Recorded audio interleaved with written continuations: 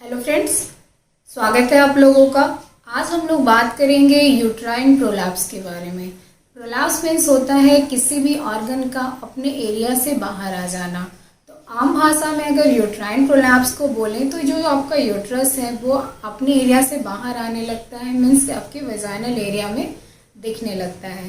Patient आते हैं, complain करते हैं कि जब भी वो कोई स्ट्रेन वाला काम करते हैं, जैसे उकड़ू होके बैठना, यूरिन पास करने में या फिर स्टूल पास करने में बहुत ज़्यादा जोर लगाते हैं या फिर बहुत देर तक खड़े रहते हैं, तो उनको कुछ नीचे की तरफ बाहर आता हुआ दिखाई देता है। नॉर्मली क्या होता है कि हमारे यूट्रस को सपोर्ट करने के लिए मसल्स होते हैं, लिगामेंट्स होते हैं जो यूट्रस को अपनी जगह पे फिक्स करके रखते हैं।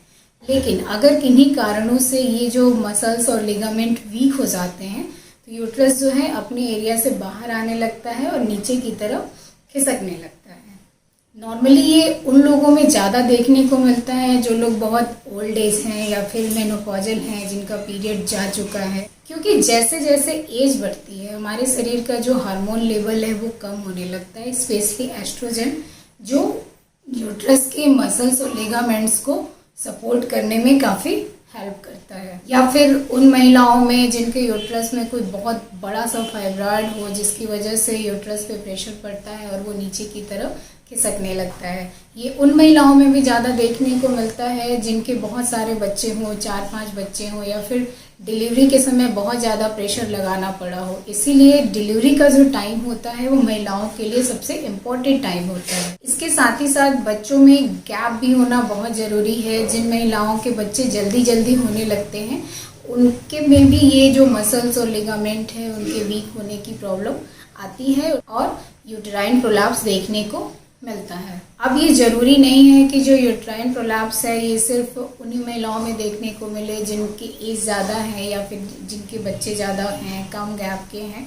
ये कभी कभी अनमैरिड महिलाओं में भी कंजेनाइटल वीकनेस की वजह से देखने को मिलता है, जिनका मतलब बचपन से ही मसल्स और जो लिगामेंट हैं वो वीक होते हैं।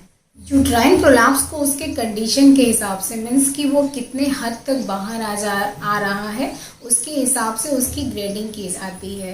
तो टाइप 1 जो है या ग्रेड 1 जो है उसमें पेशेंट को कुछ डाउन सेंसेशन होता है, मतलब वेजाइना में कुछ भरा भरा सा फील होता है लेकिन वो बाहर की तरफ दिखाई नहीं देता है। डॉक्टर एग्जामिन करके इस चीज़ को कंफर्म करते हैं कि आपका जो यूट्रस है वो प्रोलैप्स हो रहा है।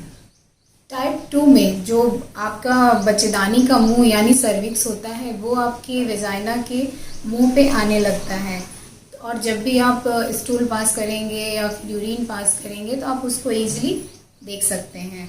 टाइप 3 में सर्विक्स और यूट्रस का कुछ हिस्सा जो है वो बाहर आने लगता है, और जब भी आप खड़े होते हैं, बैठते हैं या स्ट्रेन का कुछ भी काम करेंगे तो आपको वो नीचे अच्छे से दिखाई देता है और कुछ लटकता हुआ सा फील होता है।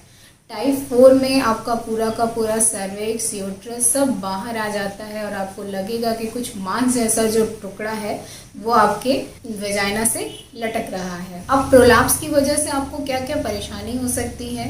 आपको एक्सेसिव वेजाइनल डिस्चार्ज होगा, रिलेशन बनाते समय पेन होगा, कॉन्स्टिपेशन होगा, यूरिन पास करने में दर्द होगा, बैक पेन हो सकता है, कभी कभी तो पेशेंट का यूरिन तक रुक जाता है। इसके अलावा ये जो मांस अगर आपका 4 डिग्री या 3rd डिग्री है, मांस अच्छे से वो बाहर लटक रहा होता है तो उसमें अल्सर बनने के भी चांसेस होते हैं। इसका ट्रीटमेंट क्या क्या है? ये एक मैकेनिकल कंडीशन है, इसलिए इसका कोई मेडिसिनल ट्रीटमेंट नहीं है। इसका जो ट्रीटमेंट है वो सर्जरी ही है। अभी आपके डॉक्टर डिसाइड करते हैं कि अभी आपको सर्जरी की ज़रूरत है या नहीं है, और अगर सर्जरी की ज़रूरत है तो किस तरह की सर्जरी की ज़रूरत है। लेकिन कुछ सावधानियां हैं, उसको अगर आप बरतें तो शुरुआती कंडीशन से इसको आप आगे बढ़ने से रोक सकते हैं और सर्जरी तक की नौबत नहीं आएगी। जैसे सबसे पहले तो आपको अपना हेल्दी डाइट लेना है। अगर आप अपनी बॉडी को फिट रखेंगे, हेल्दी डाइट लेंगे तो आपके जो मसल्स हैं, लिगामेंट्स हैं, वो उनकी स्ट्रेंथ बनी रहेगी और आपके यूट्रस को सपोर्ट मिलता रहेगा। बॉडी वेट आपका मेंटेन रहना चाहिए। ज़रूरत से ज़्यादा बॉडी वेट होने पे या ज़रूरत से बहुत कम बॉडी वेट होने पे भी प्रोलैप्स देखने को मिलता है। और कोई भी ऐसी कंडीशन जिससे आपके यूट्रस पे बहुत प्रेशर पड़ता हो, जैसे बहुत ज़्यादा खांसी हो, क्रोनिक कफ हो आपको, या फिर कॉन्स्टिपेशन बहुत लंबे समय तक बना हुआ है, इन सब चीज़ों को आपको अवॉइड करना है। कोई भी ऐसी कंडीशन जिससे आपको लग रहा है कि आपके यूट्रस पे बहुत ज़्यादा स्ट्रेन पड़ रहा है, उसको अवॉइड करने का कोशिश करना है, उसको जल्दी से जल्दी ट्रीट करना है।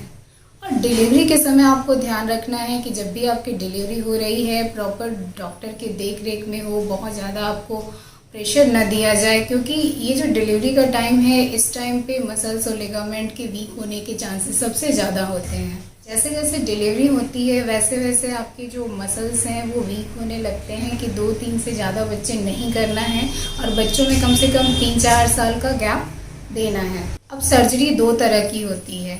एक तो आपके सर्जरी में पहला ऑप्शन में क्या किया जाता है कि आपके यूट्रस को पूरा निकाल दिया जाता है। दूसरा क्या होता है कि आपके यूट्रस को ऊपर के लिगामेंट में सपोर्ट करके उसको टाई कर दिया जाता है। लेकिन इस तरह की जो सर्जरी होती है उसमें काफ़ी प्रिकॉशन लेने की ज़रूरत होती है, क्योंकि अगर ये सर्जरी होती है और आपको प्रेगनेंसी हो जाती है तो इस सर्जरी के जो फेल होने के चांसेस है वो काफ़ी बढ़ जाते हैं। कुछ केसेस में वेजाइनल पेस्ट्री का भी यूज किया जाता है। जैसे पेशेंट अगर बहुत ज़्यादा ओल्ड एज है, सर्जरी पॉसिबल नहीं है, या फिर किसी मेडिकल कंडीशन की वजह से सर्जरी को कुछ दिन के लिए पोस्टपोन करना है, या फिर कोई माइनर सा प्रोलैप्स है जिसके लिए एकदम सर्जरी की ज़रूरत नहीं है, तो ऐसे केसेस में डॉक्टर आपको वेजाइनल पेस्ट्री भी प्रिस्क्राइब कर सकते हैं। मुझे उम्मीद है कि आपके लिए वीडियो काफ़ी यूजफुल रहा होगा और काफ़ी कुछ जाना होगा कि यूट्राइन प्रोलैप्स होता क्या है, इसके कितने टाइप के हो सकते हैं, कब सर्जरी कराने की ज़रूरत है और क्या क्या प्रिकॉशन अगर हम लें तो सर्जरी तक की नौबत नहीं आएगी या फिर आपका जो प्रोलैप्स है वो बढ़ेगा नहीं। अगर आपको वीडियो पसंद आया हो तो इसे लाइक ज़रूर करिएगा।